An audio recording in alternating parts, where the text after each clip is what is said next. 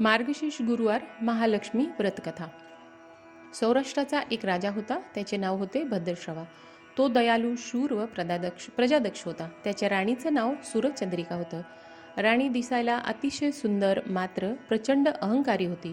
सुख समृद्धी ऐश्वर्यात राणी लोळत होती। राजा ही लाड कौतुक करत असल्याने ती अधिकच गर्वाने फुगली। त्या दोघांना 7 पुत्र आणि 1 कन्या झाली। या कन्येचे नाव श्यामबाला होतं।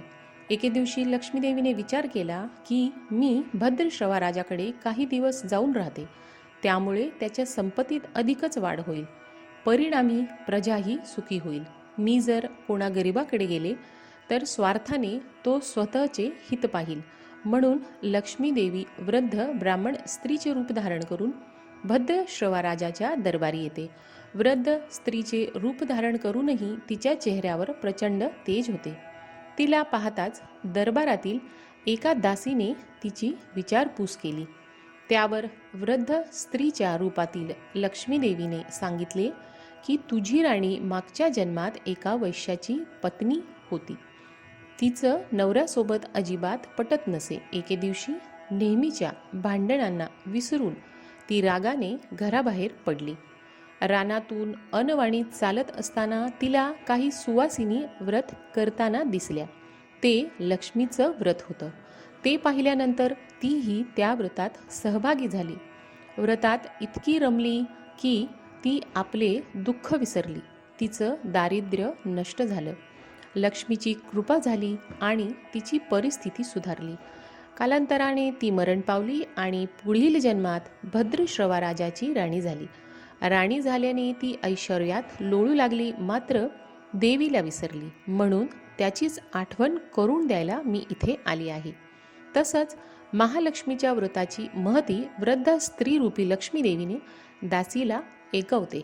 त्यानंतर दासी महलात जाऊन राणीसाहेबांना वृद्ध स्त्रीने सांगितलेली महती ऐकवते, मात्र राजवैभवात लोळणाऱ्या तिला या गोष्टीचा प्रचंड राग येतो आणि बाहेर येऊन ती दारात उभी असलेल्या वृद्ध स्त्रीरूपी लक्ष्मीदेवीचा अपमान करते।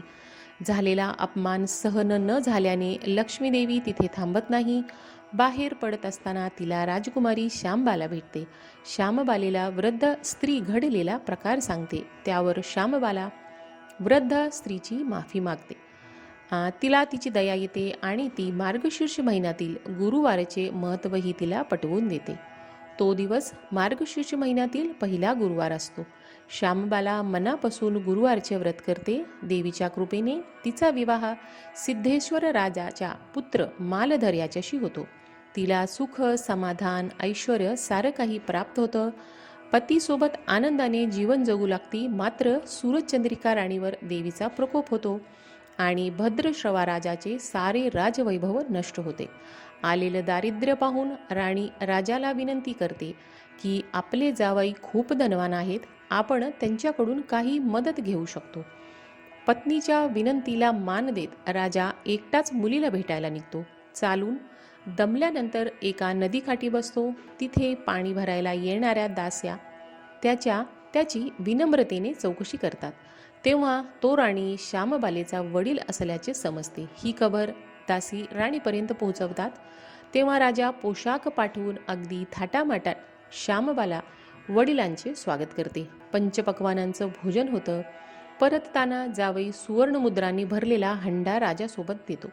राजा परतल्यावर सूरजचंद्रिकेला प्रचंड आनंद होतो, मात्र हंडा उघडताच त्यात कोळसे दिसतात। नशिबाला दोष देत असते। काही दिवस असेच निघून जातात। मग सूरजचंद्रिका एके दिवशी मुलीच्या सासरी जाते। तो दिवस मार्गशीर्ष महिन्यातील शेवटचा गुरुवार असतो। त्या दिवशी श्यामबालेने महालक्ष्मीचे व्रत केलेले असते। तिला मागचा जन्म आठवतो आणि त्यानंतर ती पुन्हा लक्ष्मीचे व्रत करू लागते। त्यानंतर तिला पुन्हा ऐश्वर्य प्राप्त होते। राजा आणि ती आनंदाने जगू लागतात। काही दिवसानंतर श्यामबाला आपल्या माहेरी येते। तेव्हा राणीला कोळशांनी भरलेला हंडा आठवतो, त्यामुळे तिचे कोणत्याही प्रकारचे आदरातिथ्य ती करत नाही, या उलट अपमान करते। सासरी परतताना तिला काहीच देत नाही, मात्र याचं कोणतंही दुःख करून न घेता मूठभर मीठ घेऊन ती सासरी परतते। सासरी आल्यानंतर पती मालधर तिला विचारतो, माहेरून काय आणलंस? त्यावर ती उत्तर देते, तिथले सार आणले आहे. याचा अर्थ काय? या पतीच्या प्रश्नाला उत्तर देण्यासाठी ती एक दिवस अळणी स्वयंपाक करते. जेवणातील अळणी पदार्थ चाखतो. त्यानंतर शांबाला पानामध्ये थोडंसं मीठ वाढते. त्या मिठाने साऱ्या अन्नाला चव येते. तेव्हा शांबाला म्हणते, हेच आहे माहेरून आणलेले सार. मीठ जीवनाचे अमृत आहे. अन्नाला चव येते ती मिठानेच. मीठ नसलेला पदार्थ अळणी. ज्याचं मीठ खावं त्याच्याशी इमानी असावं, त्याचे रक्षण करावं. कामात कसूर झाली तरी प्रसंगी प्राणही द्यावे. श्यामबालेच्या बोलण्यातील खोच पतीला जाणवतो. त्यानंतर मालधर राजा निश्चयाने उठला. त्याने आपले सेवक सासऱ्यांकडे पाठविले. त्यांना बोलावून घेतले. भद्रश्रवा जावयाकडे येतो. दोघांची गुप्त बैठक होते.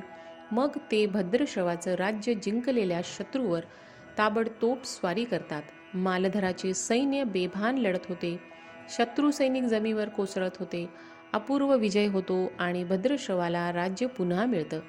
त्यानंतर सूरज चंद्रिकेने पुन्हा लक्ष्मीव्रताचा वसा घेतला. तो आजन्म पाळते. या व्रतामुळे राजा राणी सुखी झाले. महालक्ष्मीची ही कहाणी गुरुवारची सुफळ संपूर्ण. ओम महालक्ष्मीये नमः. ओम शांती शांती शांती.